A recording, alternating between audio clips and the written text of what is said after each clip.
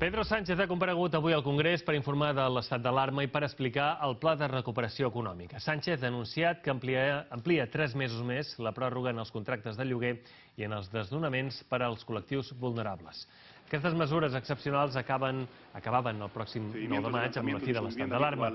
De fet, ha recalcat que queda pràcticament un mes perquè conclogui aquesta situació jurídica excepcional. Respecte a la vacunació, manté que el govern vol arribar al 70% de la població immunitzada a finals d'estiu i que els ciutadans tindran accés a més de 182 milions de dosis de 5 vacunes per enguany i l'any que ve. La intención del Gobierno es no prorrogar el estado de alarma.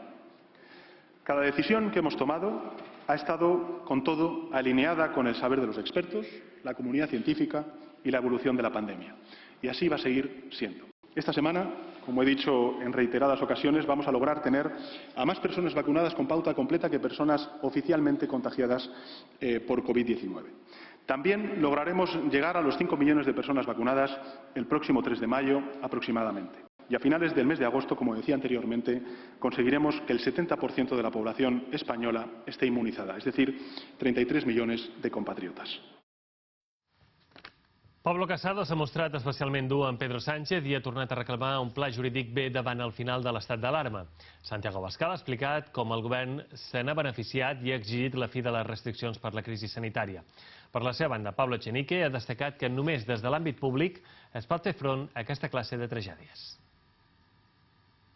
Que usted no ha hecho absolutamente nada. Y hemos ofrecido, sí, hace un año, un plan B jurídico para que los españoles pudieran protegerse frente a la pandemia. Y a usted no le ha dado la gana legislar, porque prefiere gobernar como Napoleón en el Real Decreto.